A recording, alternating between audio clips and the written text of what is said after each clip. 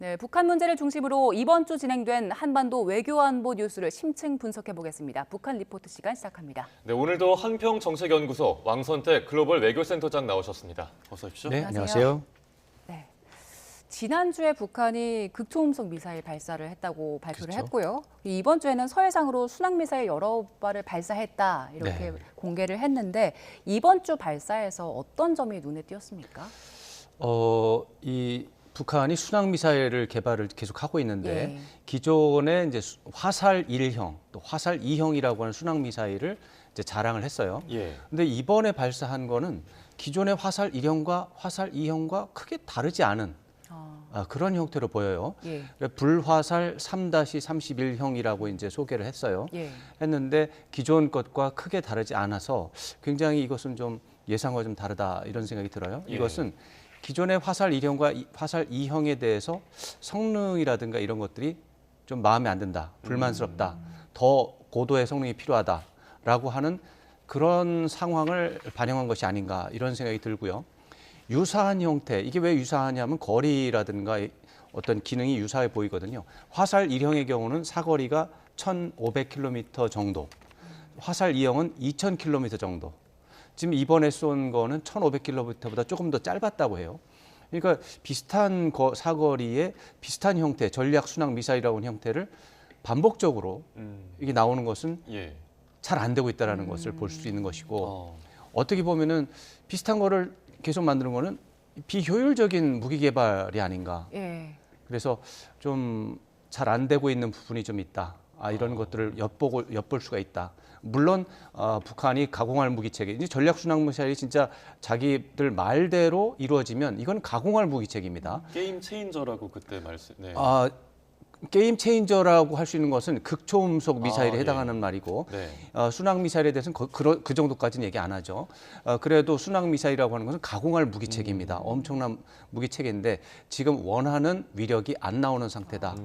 이런 부분도 우리가 또 눈여겨봐야 되겠습니다. 예.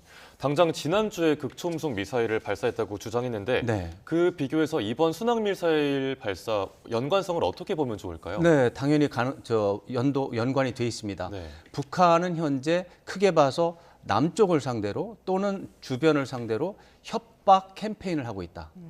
한반도 군사적 긴장을 고조시키기 위한 외교적인 어떤 작전을 하고 있다. 예. 이렇게 볼 수 있어요. 거기에 따라서 위기 고조, 긴장 고조를 하기 위해서 다양한 방법을 쓰는데 그 중에 하나라는 거죠. 지난주에 극초음속 미사일도 그렇고 이번에 전략 순항 미사일도 그렇고 그런 차원에서 좀 굉장히 불만스럽죠. 우리 입장에서. 그 대상이 우리잖아요. 네. 북한이 노리는 최종적인 결과는 전쟁이 날 수 있으니까 전쟁이 나면 대한민국이 초토화되고 완전히 풍비박산이 날 것이다라고 하는 그런 인상을 주면서 네. 대한민국 전 국민 5천만 국민을 이제 두려움과 공포에 떨게 만드는 게 목표라고 볼 수가 있겠죠. 예. 우리 입장에서는 우리가 두려워야 되는 이제 객체니까 네. 굉장히 기분 나빠요. 이제 그래서 관심을 갖고 계속해서 이제 관찰을 하고 있죠. 그런데 이제 북한이 이런 노력을 하면서 역효과도 있는 거죠. 조금 아까 설명드린 것처럼 이게 잘 안 맞는 부분이 계속 보이는 거예요. 그러니까 우리 남쪽을 겁을 공포에 질리게 하기 위해서 뭔가 노력을 하고 있지만 허점이 계속 보이고 있기 때문에 네. 역효과가 있다라는 점도 북한 쪽에서 좀 생각할 필요가 있다. 이런 생각이 들어요. 네. 지금 그동안 나온 것 중에 몇 가지 말씀드리면 탄도 미사일을 장착한 잠수함 예. 네. 이걸 보여줬는데 이게 영 안 맞는 부분이 있어서 저거는 실전에 사용할 수 없을 것이다라는 평가가 많고 극초음속 이제 지난주에 했다는 극초음속 미사일 자체도 저가 일반적인 극초음속 미사일에는 해당 사항이 없는 게 너무 많다. 이번에 순항 미사일도 아니 순항 미사일을 하는데 왜 전략 핵 무기를 탑재하는 듯한 전술 핵 무기를 탑재하는 듯한 그런 인상을 주지? 이런 느낌을 갖는 거예요. 순항 미사일에는 전술 핵무기를 한반도 전장에서 굳이 탑재할 필요가 없거든요. 예. 핵무기라고 하는 건 너무나 가공은 큰 예. 이제 파괴력을 갖고 있기 때문에. 근데 순항 미사일은 아주 정밀 타격이거든요. 건물 하나를 부실 때 순항 미사일을 사용하고 예. 광범위한 파괴력을 할 때는 탄도 미사일을 쓰거든요. 근데 핵무기는 광범위한 파괴를 위한 무기 체계거든요. 예. 그러니까 잘 안 맞는데 왜 이런 걸 하는가? 이렇게 됐을 때 어떤 문제가 있냐면은 비용이 많이 들어요. 원래 북한이 한 10여 년 전부터 대량 살상 무기, 뭐 미사일 이런 거 만들 때 그때의 계산은 재래식 군사력으로는 남한하고 군비 경쟁이 너무나 안 되니까 아예 핵무기를 하나 똑똑한 핵무기 하나 만들어서 재래식 군사력에서 떨어지는 이 문제를 해결하자 예. 해서 했는데 이게 이제 핵무기 하나만 만들어 놓는 게 아니라 다양한 이제 플랫폼을 만들다 보니까 지금 상태로는 돈이 더 나가죠. 네. 차라리 재래식 무기를 그냥 유지했던 게 나을 수도 있어요. 그러니까 모순이 발생하고 있습니다. 국가 경제 발전에 사용돼야 될 돈이 다양한 형태의 무기를 개발하기 위해서 돈이 생각보다 더 나가고 있는 거죠. 이것은 굉장히 모순적인 상황입니다. 예.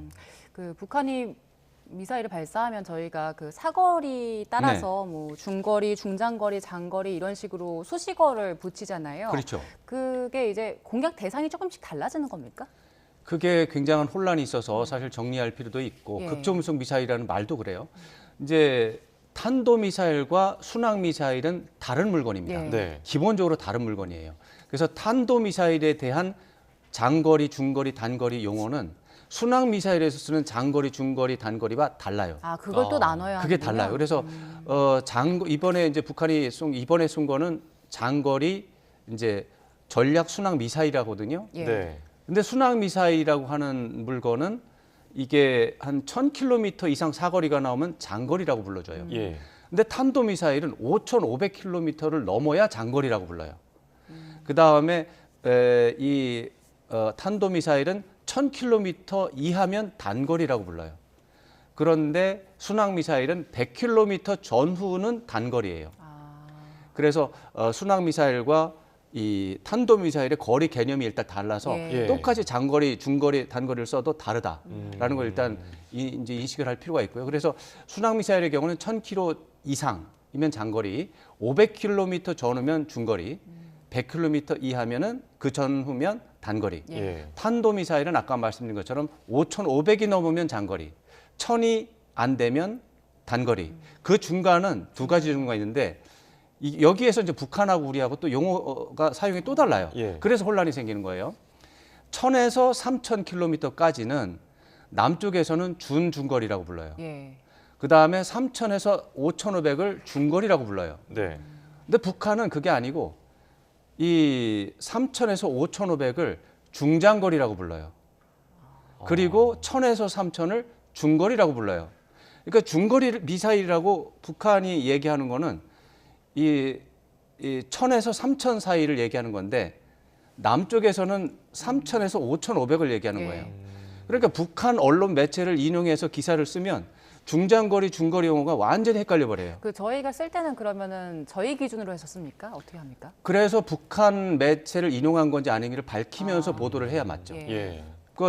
북한은 지금 이제 이게 영어 표현을 이제 번역하다가 문제가 발생한 거예요. 영어는 똑같아요. 영어는 1,000에서 3,000은 미디엄 레인지, 예. 3,000에서 5,500은 인터미디엇 레인지예요. 그러니까 인터미디엇 레인지를 북한은 중장거리로 번역을 한 거고 한국은 남쪽은 중거리라고 번역을 한 거예요.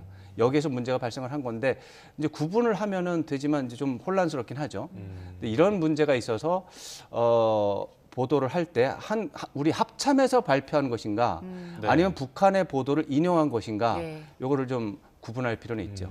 네, 알겠습니다. 북한의 최근 도발적 위협과 미사일 발사가 이어지고 있는데 여기에 우리 정부도 그렇지만 미국 쪽에서 조금 더 민감한 반응들이 나오고 있더라고요. 네. 이 미국에서 조금 더 민감하게 반응하는 이유는 뭐라고 보십니까? 뭐 지난주에도 조금 말씀드렸는데 미국의 입장은 뭐 크게 봐서 긴장해야 된다. 예. 이런 진지하게 대응해야 된다. 이런 입장이 계속 나오고 있어요. 저는 사실 이거는 굉장히 표준적인 대응이고 적절한 대응이다. 여기에 의미를 부여할 거 없이 정답이다 이게. 네. 표준적인 대응이다 이렇게 보는 거죠. 제가 뭐 한 2주 전에도 자세히 말씀드렸지만 북한의 김정은 위원장이 엄청난 수위의 이제 협박을 하고 있잖아요. 전쟁을 하겠다. 이 부분에 대해서 그 로버트 칼린 이제 선생님, 저는 이제 선생님이라고 부르죠. 이제 로버트 칼린 이분 한 80 다 되셨어요. 네. 로버트 칼린 그 연구원께서 이제 기고문을 통해서 김정은 위원장의 말과 행동을 그동안 행동을 분석해 보니까 전쟁을 하겠다는 결심을 굳힌 거다. 그러므로 전쟁에 대비해야 된다라고 경고를 하신 거예요. 제가 20년 동안 북한 문제를 다뤄왔지만 북한의 속마음을 정확하게 분석하고 평가하는 것은 밥 칼린 선생님이 넘버 원입니다. 전 세계적으로 1등입니다. 그런 분이 아주 확신을 갖고 김정은 위원장은 전쟁을 하기로 결심을 했다라고 얘기를 했기 때문에 이거 진지하게 받아들여야 됩니다. 예. 그래서 미국에서는 진지하게 이제 받아들이고 있는데 예. 그런데 이제 우리 쪽이나 다양하게 이제 다양한 의견을 보면 뭐 전쟁을 할 수가 없다. 지금 뭐 전쟁 수행 능력도 없고 뭐 국내적인 지지도 받을 수 없고 최근에 또 외신에서 나오는 걸 보면 북한이 러시아하고 경제 협력하면서 국가 발전의 기회가 저렇게 많은데 예. 전쟁을 할 리가 없다. 특히 러시아와 협력하면서 포탄을 수십만 발이 아니라 수백만 발을 지금 공급하고 있다. 네. 그러면 북한에 포탄이 없을 거 아니냐. 그러면 포탄이 없는데 무슨 전쟁을 하느냐. 그러니까 전쟁을 하겠다는 것은 허풍이다. 허세다. 이런 분석이 있거든요. 근데 저는 이거 위험하다고 봅니다. 이게 김정은 위원장이 전쟁을 결심했다라고 하는 부분에 대해서는 긴장감을 갖고 대응하는 게 맞지 허풍이다라고 무시할 때는 큰일이 발생할 수 예. 있습니다. 그러면 그 북한 도발 행위랑 관련해서 외신들 보면은 네. 전쟁이 일으킬 수 없을 것이다 이런 분석 기사들이 꽤 많거든요. 네, 그 네. 연장선에서 보면 이건 좀 설득력 없다고 보십니까? 그 설득력이 있죠. 그렇지만은 김정은 위원장이 결심 사항을 무시하면 안 된다라고 하는 거죠. 이게 결심을 했지만 무시해도 된다. 이거 안 되고요. 예. 결심을 했으니까 전쟁 난다. 우리는 죽었다라고 패배 의식을 갖는 것도 안 됩니다. 전쟁을 결심했지만 전쟁에 대한 능력이 없기 때문에 이제 북한이 전쟁 준비를 하는 과정이거든요. 준비가 언제쯤 끝날 것인가? 그건 잘 몰라요. 제가 볼 때는 30년 이내에 준비할 수 있을까라고 질문할 때 제가 볼 때는 안 됩니다. 그러나 이런 생각으로 30년 이내 안 되면 전쟁이 없는 거네 라고 무시해버리면 전쟁 날 수 있습니다. 네. 역설적으로. 그러니까 미국의 대응은 표준적으로 대응하는 겁니다. 이게 어떤 전쟁이 날 수 있는 변수가 하나 생겼기 때문에 거기에 대해서 사전 초보적인 단계에서 대응하면서 김정은 위원장이 전쟁을 일으키지 않게끔 다양한 환경을 만드는 거죠. 그게 네. 외교적인 노력입니다. 그런데 여기 대해서 이게 전쟁 안 난다, 저거 무시해도 된다 이렇게 대응한다면 이거는 실제로 전쟁으로 이어질 수 있습니다. 왜냐하면 북한이 전쟁을 결심을 했고 준비를 하고 있는 과정이기 때문에요. 그러니까 전쟁을 실행하기 전에 공격을 하기 전에 김정은 위원장의 마음을 변경시키는 노력을 하는 게 좋겠죠. 예. 네, 이제 시간상 마지막 질문 드리겠습니다. 네. 북한에서 그 평양에 있는 조국 통일 3대 헌장 기념탑이 철거됐다는 뭐 소식도 나왔더라고요. 네. 이거 역시 뭐 남북 통일을 위한 기존의 전략을 폐기하는 수순 이렇게 보면 될까요? 그렇습니다. 이게 이제 김정은 위원장이 올해 초에 하고 또 최고인민회 연설에서도 계속 얘기를 했기 때문에 예. 그럴 것이다라는 전망이 90%. 그렇지만 이것은 자충수, 자기 발등을 찍는 도끼로 예. 자기 발등을 찍는 행위이기 때문에 결국에는 시간을 늦추면서 안 할 것이다라는 전망을 한 10% 정도 비중을 두고 했었죠. 예. 저는 안 할 것이다라는 뭐 10%의 예상을 했었지만 결행을 한 거로 지금 볼 수 있습니다. 지금 네. 보시는 저게 조국 통일 3대 헌장 기념탑입니다. 네. 저게 2001년도에 제작이 된 거죠. 저거 김정일 국방위원장, 김정은 위원장의 아버지가 만든 겁니다. 저 조국 통일 3대 헌장 기념탑은 그 할아버지 김일성 수령이 이제 제안한 조국 통일 3대 원칙, 네. 1972년에 나온 거죠. 그 다음에 1980년에 나온 고려 민주 연방제 통일 방안. 예. 그리고 1991년도에 또 김일성 수령이 만든 또 통일 강령 10대 강령. 이 세 가지를 합해서 3대 헌장이라고 하거든요. 예. 네. 그 3대 헌장을 계속해서 추진하겠다라는 김정일 국방위원장, 자기 아버지의 의지를 담아서 저렇게 기념탑을 만들어서 영원히 추진하겠다. 평화통일, 자주 평화통일, 그다음에 민족 대단결. 근데 저걸 부신 거예요. 예. 저렇게 되면은 자기 아버지의 뜻에 거스르는 것이고 자기 할아버지의 뜻에도 거스르는 거죠. 국내적으로 권력 정당성이 상실이 될 수 있습니다. 그리고 이것은 그래서 결과적으로 자기 발등을 찍는 예. 그런 행위가 될 수 있는데 뭐 지금 이제 이것은 김정은 위원장이 결정한 거니까 본인이 이런 문제점에 대해서 뭐 해결할 것이다라고 생각을 했으니까 하겠죠. 저는 해결하기 어려울 것이라고 봅니다. 예. 북한 주민들과 북한의 최고 엘리트들 김정은 위원장에 대해서 불만을 가질 가능성이 앞으로 더 많아졌다 이렇게 평가할 수 있습니다. 알겠습니다. 자, 이번 주 북한 관련 소식들 짚어봤는데요. 오늘도 한평정책연구소 왕선택 글로벌 외교센터장과 함께했습니다. 고맙습니다. 고맙습니다.